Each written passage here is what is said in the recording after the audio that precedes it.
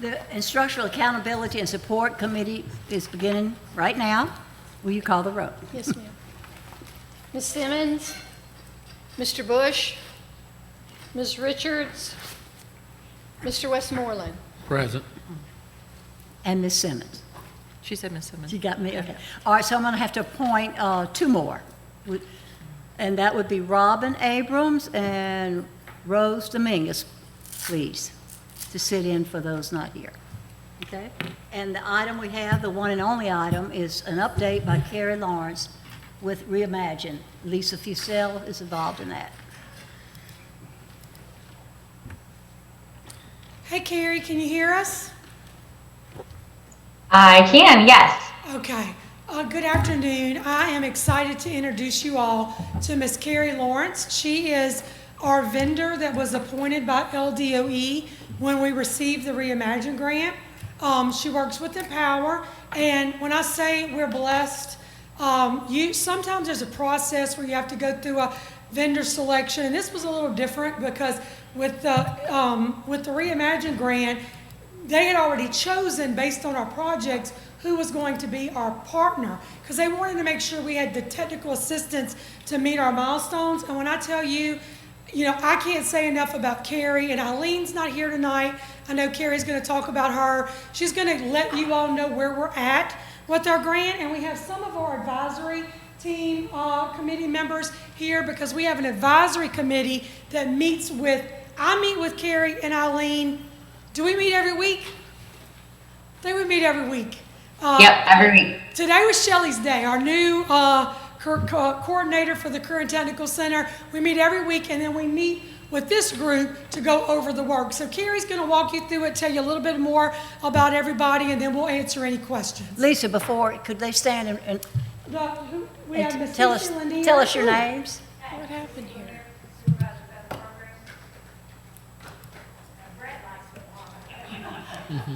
And Miss Cooper. Oh, what happened, Carrie? My screen just crashed. Give me 1 second. Pull up the presentation. Well, we'll keep talking while you're pulling it up. And then Miss Marquita Jackson, our Director of Academics. We have a few more who had other engagements, but the people you see are here on this committee for a particular reason. Their area of expertise is needed in making sure the program launches efficiently, effectively. And again, Carrie and Eileen walked me through the who to make sure we had the right, because sometimes it gets real easy just to pick people you work with all the time. We really thought through who has the knowledge to help us get to the next level. Thank you. Carrie, you back up? You need me to keep talking? Y'all were muted on your end, so happy to share. I just can't hear or see y'all right now. Gosh, Carrie. I'm muted. Unmute. Oh, unmute. I'm so sorry. There you go. Can you hear us now, Carrie? I can.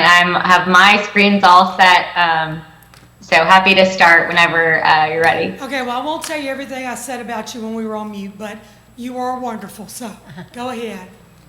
Oh, thanks so much. We are so excited to get to work with Dr. Bissell and the Tangipahoa team. So my name is Carrie Lawrence. I work with a nonprofit called Empower Schools. And as she mentioned, we are blessed to get to be working with your team on this really exciting initiative through Reimagine School Systems. So the purpose of this time is to ground you in some of the work that has been done and the grant initiative, just to give you some context. And the objectives for our time together today are that you will be able to describe the key goals for the Reimagine grant and the roles and responsibilities, and you also describe the way that the phase 1 planning phase, key deliverables, will drive the grant's work. So this is technical, but this is intended to be an overview so that you know some of the really important and exciting work that is happening with the team. So I'll start off by just sharing this quote from Dr. Brumley. So he said that when we launched the Reimagine School Systems program in 2021, we did so to encourage school systems to create new high-quality educational opportunities, to be innovative, and to challenge themselves and their students. And that is exactly what your school system is doing, and we're so excited to be a part of. This was a competitive process, so I want to start by saying congratulations. This was a new grant funding opportunity, and there were 80 applicants. 36 grants were awarded, so it's a pretty big deal that your project was selected. And this grant represents 17 different parishes. So there's around 30 school systems, but are really spread out throughout the state. So getting into the structure of the grant, I'm sorry if I'm echoing, so please cut me off if it's too annoying. But this grant is split into a planning phase and an implementation phase. So once the planning phase is completed, there is planning funding that was attached and our support.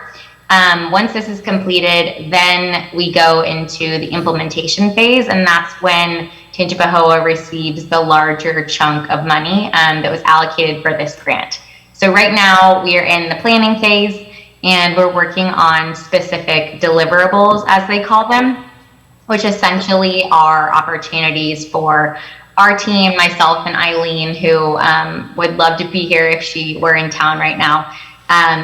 Opportunities for us to continue the conversations about the plans that have already been developed and ensure that they're deepened and aligned as strategically as possible to your overall system vision.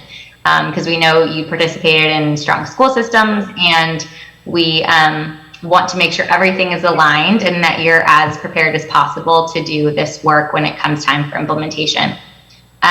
There will also be communication throughout this process with LDOE about how the grant is going. So then once we can finish all of these deliverables in the planning phase, that is when we will ask for approval, and LDOE will approve the grant to go to implementation, and you'll receive the larger chunk of the money. I'm going to go to Dr. Cristal now, if she's there, to talk about the grant overview. Carrie, I completely forgot I had a part in this, so thank God you have a slide. So I know we've talked about this before, but basically this is the purpose of our Advanced College and Career Center, and that is to expand the opportunities, particularly for our juniors and seniors. And we know that for years we've wanted this in our district, but really I don't even know if I can express, and Ms. Stilley was at Teacher Leader Summit last week, as well as some of our advisory committee members, and I'm just telling you the way the accountability system is shifting. It's all about college credits, how many our kids are leaving with, and the credentials have to be basic or advanced. And the bottom line is that we can't reproduce that 7 times across our district with equity, high quality. It's not an easy thing to replicate advanced programs 7 times, and we want all of our students to have access. So this center is going to really expand our opportunities for AP, our dual enrollment, also our credentialing, and as you know, it's our Independence Magnet Middle that we're converting to our new Advanced College and Career Center. And the idea is that it's centrally located, and our coordinator, their job is going to be navigating the 7 high schools to ensure that scheduling, the right opportunities are offered, so that from one end of the parish to the other, we bring our students together under one umbrella to get these high quality opportunities. And it was really a blessing that one school system was talking to one of our members, and they said, you know, we kind of have some of them, but we only do the advanced students. And one of the things that makes our project unique is we're also trying to remove the stigma that one pathway is better than the other. They're just different. They both have very high quality and rigorous components to each program. And when you bring these kids under one roof, you're saying, hey, you can take AP Computer Science A and B.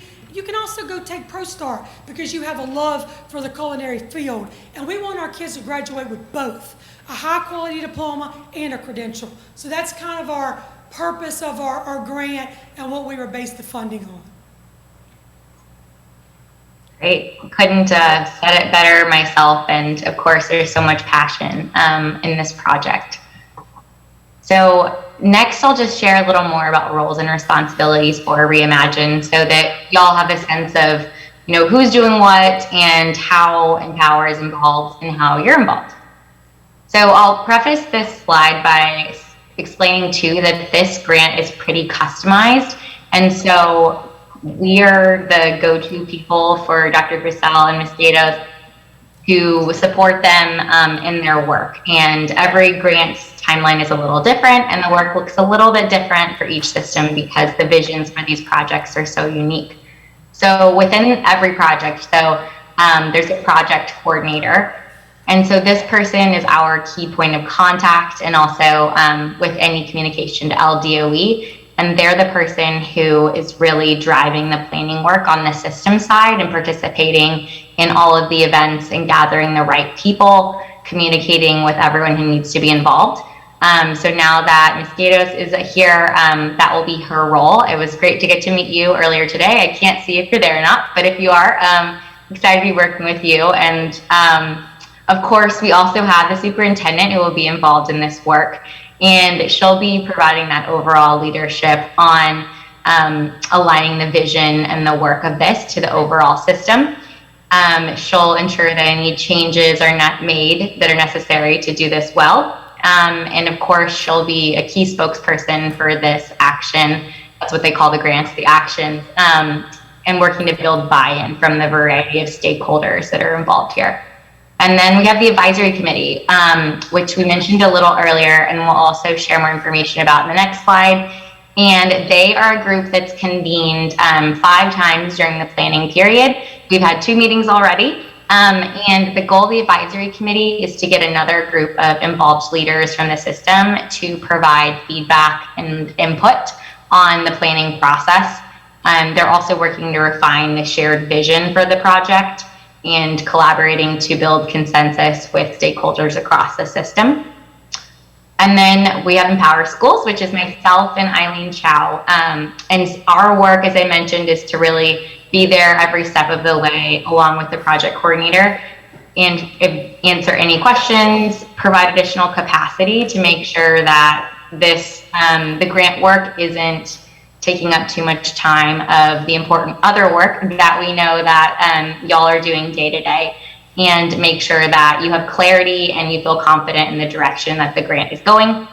And then finally, we have you all, the board of directors. So I say participate in trainings or meetings. What that is 2 updates to you in the planning process. So this is update 1, and then near the end of the planning process, we'll provide another update of where things stand. And then, of course, we hope that you'll all become well-informed champions of the great work that's happening with this center. Okay, advisory committee. Dr. Grisel, can you do an overview of the members of the committee?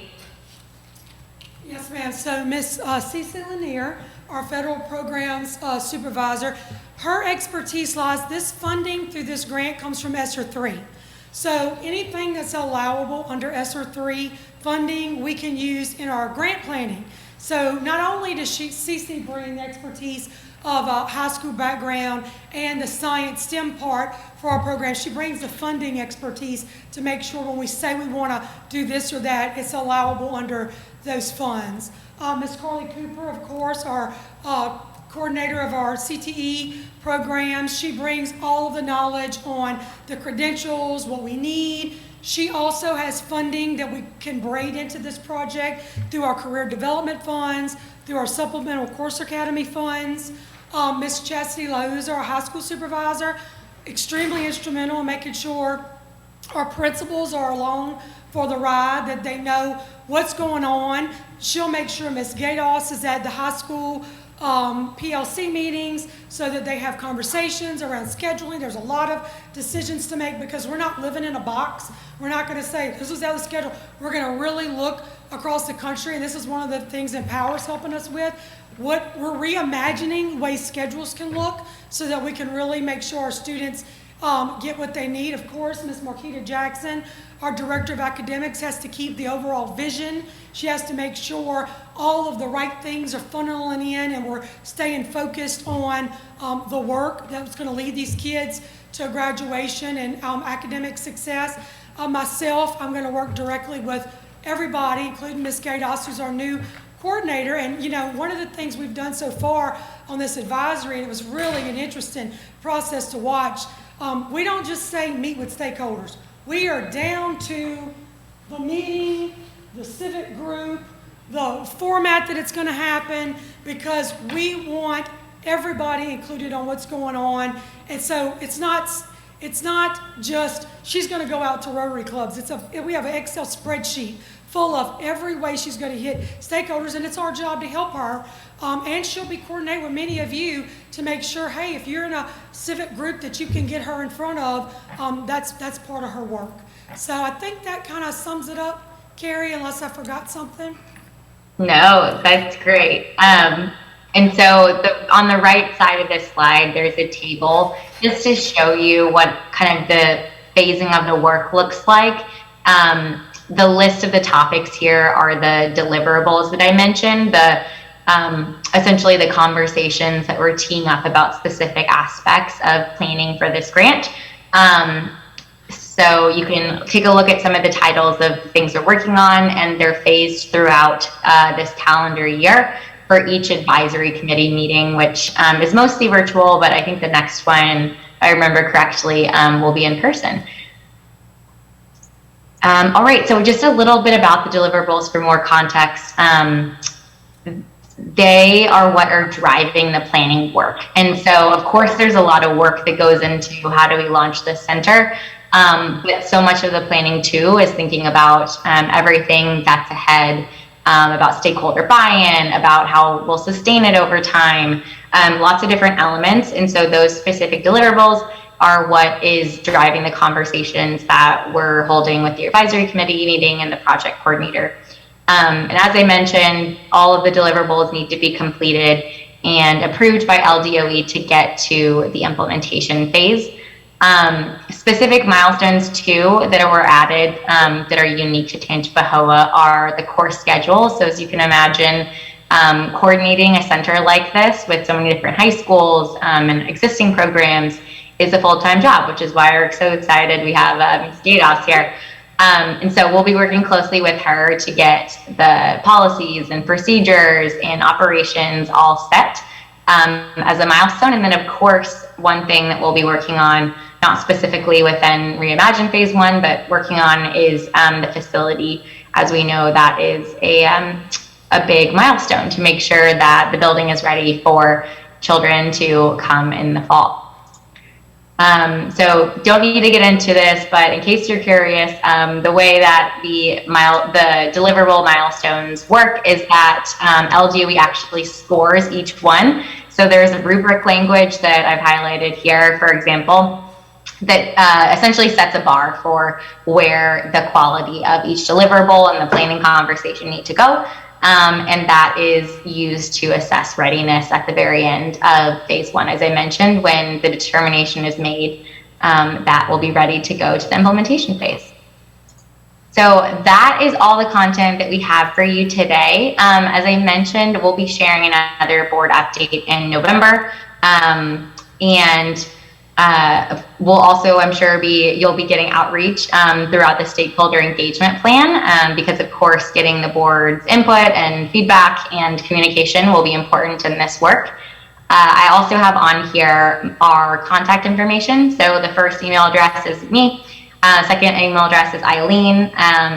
And please feel free to reach out to us or, of course, your Tangipahoa staff about more information about this project. And then if you're really curious, I've also linked here a guide that all grantees received, which has lots of information about the grant and objectives and what the program looks like. So thanks so much for sharing some of your board meeting time today with me. And please reach out if I can provide any additional information. And congratulations on getting the grant and the exciting work ahead. We're really pleased to be part of it.